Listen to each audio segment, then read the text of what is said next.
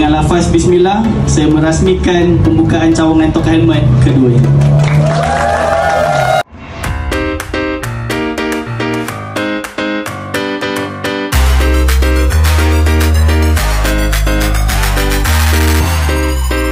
Semua jangan lepaskan peluang untuk sama-sama kita membeli pada hari ini.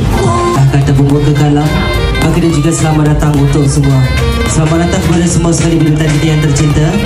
Dan juga ingin mempersilakan iaitu bos kita. Hamdan syakirin, hamdan yuafi ni'amahu wa yukafi. Dengan lafaz bismillah, saya merasmikan pembukaan cawangan Tok Helmet kedua ini.